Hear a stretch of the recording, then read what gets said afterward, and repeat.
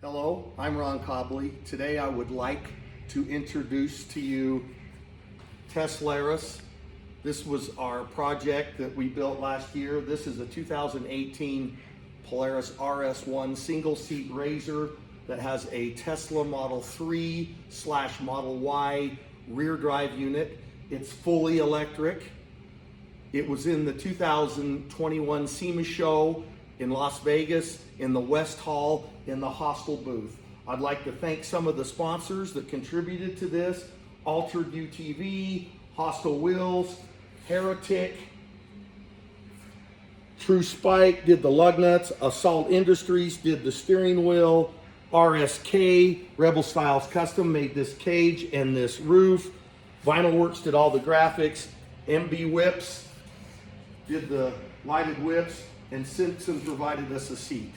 We're going to go through and talk about what it took and what is exactly involved in building this and all the specifications today. Where I want to start on this project that we built last year is the power train.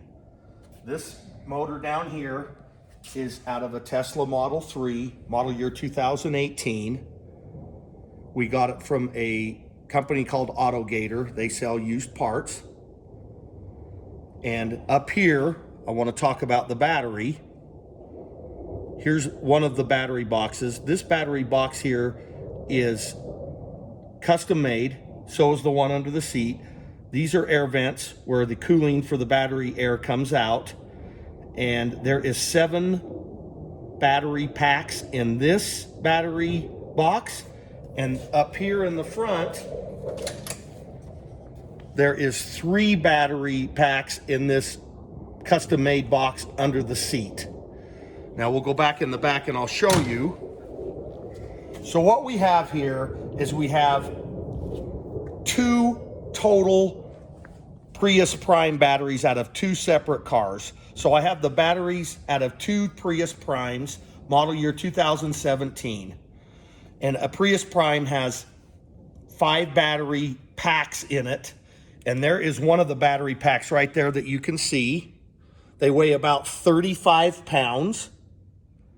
And then right here, and there's 10 of them in this vehicle for a total of about 18 kilowatts. And then I have 2, one for each battery, one for 5 batteries and one for 5 batteries. These are the high voltage disconnects. And these are so you can shut the power off down here and fully charged. This is at about 374 volts. But these are the safety disconnects so you can shut down the high voltage battery. And as you see, we've got that labeled. Okay, so on this side over here, I want to show you what we did for the drive axles. So what we have here is, this is a custom made out of 300M material from CV&J Axles in Denver, Colorado. They manufactured this shaft and hardened it. And then up here we have a stock Polaris cage, balls, and boot. And over here, this is all stock Polaris as well. But how we mated this is we took a Tesla stub shaft that sits inside the transmission. Here is one that we cobbled up in development. We took this Tesla shaft end, and then we cut it on a lathe right here. And then we took this Polaris part and we cut it on a lathe, and we took this Polaris part and welded it to this Tesla part that stubs inside the transaxle or motor. And then we put a sleeve, we welded those together, and then we built a sleeve, you can see it right here, and welded it on, and then turned it on a lathe and powder coated it.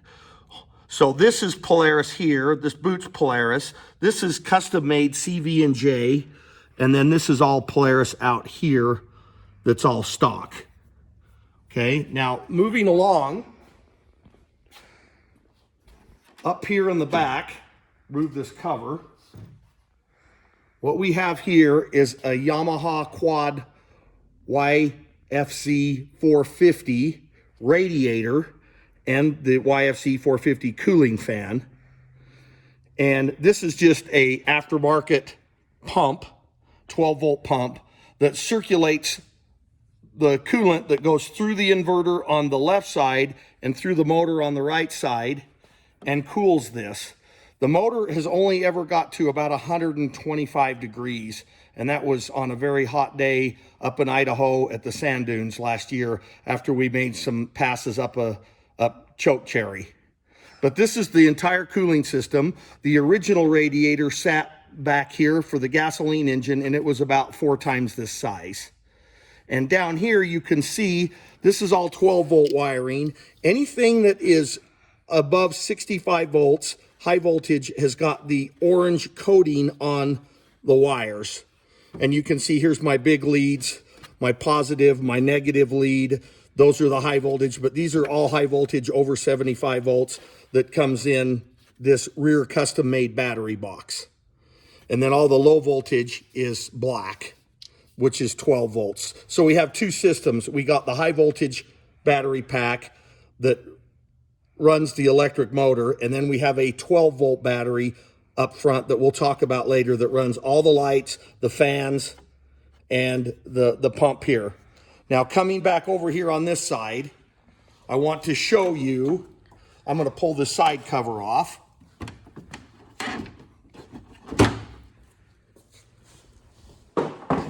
Right here you can see our custom battery box.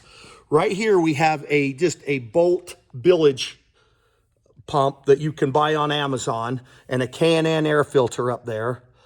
And I've made a custom part here with all these air hoses. This is the billage pump, air pump that cools the batteries. And you can see our custom venting we made right here. You can see how we're cooling that battery. Now, the only time I really turn that billage pump on is when I'm going up a steep sand dune, or I'm climbing choke cherry, or I'm out at the dunes really pushing it to cool the batteries. That pump is never on when we are charging this. And we'll talk a little bit about charging later. Okay, back here in the back, this Tesla rear drive unit weighs about 185 pounds, full with oil. You can see that it's got a spin-on oil filter, and in front of that, this is a pump. There's an oil pump inside there. You can see that Kurt Milligan did all the fabrication on this, and I want to thank him specially for this. He made these mounts for this Tesla motor. He cut the rear pipes out of this, the rear tubing, and made the skid plate, these mounts, this back plate. And then if you come back around here, you can see this. He made this. This is where the exhaust originally was on this machine. He did all the fabrication on this. You notice we're not square, we're not centered right here in the middle, because there is an offset on the Tesla drive unit. And you can see his workmanship over here as well. You can see the cooler lines here. The inverter is right underneath here. This is all cooled by that YFC radiator. You can see how this is mounted. You can see how he cut and made these. So this holds up the battery box. As far as the rest of this goes back here, we put some Fox internal bypass shocks on this with some iBox springs, had them powder coated. You can see the reservoirs fully adjustable up here.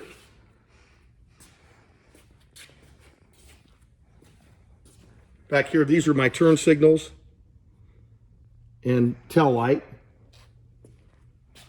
Moving up here to the front of this vehicle, first you see we've got a Heretic 3-light LED headlight set up. And then we have a turn signal bulb, because this vehicle, an LED, this vehicle is street legal. I do have some street tires I put on it. And then the Foxy Turtle bypass shocks with the iBox springs. Now you'll notice up here, there is no front differential. Originally had a front differential, and this vehicle was all-wheel drive or four-wheel drive. That's all been removed. That is not possible with the way the engine in the back of this is configured. Right down here on the bottom, we've got a glass mat battery from AutoZone. And then above that, I want to talk about the other components. I'm going to remove the hood here. right here. So right here, this box at the bottom, that charges the 374 volt battery. This is made by Icon. I bought this and the DC to DC inverter. These are both Icon. They sell directly to the public, and I was very pleased with working with them. So this box right here takes the high voltage 370 volt battery and drops it down to 13 volts for the 12 volt battery that's down there that I showed you a minute ago. Okay, and they both have a cooling fan on them. And then this is the charger. Now to charge this vehicle, I've actually just got the plug off the Icon battery charger. We just plug it in under here to 110 volts. I cannot fast charge this vehicle. Most campgrounds do not have a 220 volt outlet to put in a level 2 fast charger, so I just plug it in here. When this is fully discharged and this vehicle won't move anymore, it takes about 6 hours on a 15 amp 110 plug to charge my batteries, and my batteries are approximately about 18 kilowatts. Then here we have a horn for the street legal kit. So Icon, and we bought these directly from them. Over here I've got a bus pack where everything connects. You can see these are all red. That's just 12 volt stuff. There's no high voltage stuff until you get back here to this plug. Everything up here except for down here at the charger that goes back to charge the high voltage battery is low voltage, other than the plug right here. Now I want to move into the driver control here. We'll show you a few things. First of all, down here, I have a aftermarket brake. This is the parking brake, okay? Originally, this vehicle had a shifter lever over here for the gasoline engine and transmission, and you could put it into park, and there was a park pawl in the stock Polaris transmission. Teslas do not have park pawls in their transmissions. So when you park a Tesla vehicle and you put it in park, it applies electrically the parking brakes in the rear or the rear of the vehicle. So I had to add this to keep this thing from rolling away. Now up here on the controls, you can see this display right here. This display right here is a standard Parker display. And I bought this directly from Parker, and then we custom made a bracket for it. These are used on many different applications. And then if you look down here, you can see a company here called Nginx. I don't know exactly how to say it, but they're in Canada, in Quebec. And they are the ones, Nginx are the ones that made the controller to control this motor. And you can see right here, if I have my foot on the brake, I can select my gears, put it in drive, put it in reverse, neutral. Okay, when this is in park, this vehicle is a lot harder to push if you needed to push it than if I put it into neutral. If I put it into neutral, it rolls real easy, even though there's not a park pawl in that Tesla drive unit. So that's how the control works. And then over here, you can see my temperatures, inverter temperature and motor temperature. This is your brightness. And then if you come in here, you can monitor the battery, you can monitor the charge, or you can monitor the drive. There's the company that made the controller for the motor. And then you can see what my low voltage is. On my 12 volt battery, I'm 13.4. Okay, now moving down here, I just want to point out a few things. If you look down here, this right here is a Tesla Model 3 accelerator pedal, okay? And Nginx provided the wiring harness. And then back here, you can't really see it here, but there's a Tesla brake light switch back behind here. When I bought the controller, they included the wiring harness and a Tesla Model 3 accelerator pedal that we made and custom made a bracket so it would fit on this application. And then down here we have the stock power steering unit from Polaris. Okay, and then over here, if you come over here on the side, I have a couple of switches here.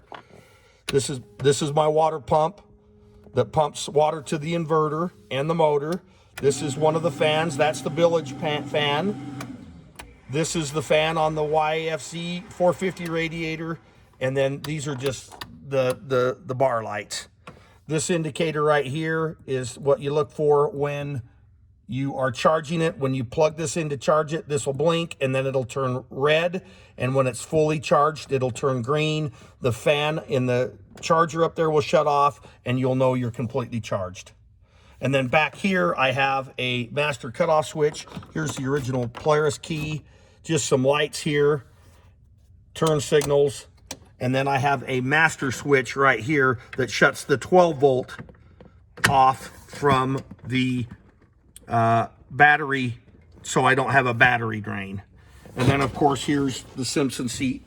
Again, underneath here there's 3 battery packs that run side to side.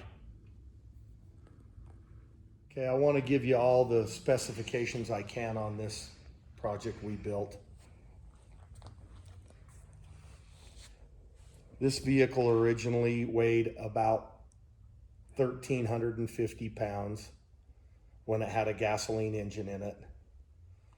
Since we've converted this to electric, this vehicle now weighs 1,800 pounds. So it's gained 450 pounds of weight. As far as I know, this is the only Tesla powered RS1 in the world. I chose the Tesla motor because of its power and torque. At the time, there wasn't anything out there on the market that I could purchase for a reasonable amount of money that would put out as much power and torque as that Tesla rear drive unit. Again, we have 2 Toyota Prius Prime batteries, about 18 kilowatts. As far as the range goes on this vehicle, when the street tires are on it, driving it around on the road, will probably go about 60 miles total. If you put the sand tires on it, that goes down to about 20, depending on how aggressive you drive this vehicle. People ask me why I chose an RS1. I actually had 2 of these. This one 3 years ago had a big Boondocker turbo on the rear of this, underneath the cover back there, and it ran really well. And there was some heavy modifications done to the 1000cc motor, but the crankshaft was the weak spot. And in September of 2019, I broke the crankshaft on this vehicle. And I am very big into electric cars. I'm on my 9th electric car right now. And I chose to make this vehicle electric. I had a lot of help from John Kelly at Weber State University. He is a gentleman that knows a lot about this particular subject, and he helped us greatly. So I want to give a big thanks to John Kelly at Weber State University. And if there's any other questions that you have, I would be happy to answer them. As far as cost, to convert this vehicle to electric and make it look the way it does right now, it cost about $30,000. Thank you for your time. There's going to be a lot more videos coming of this in the sand very shortly.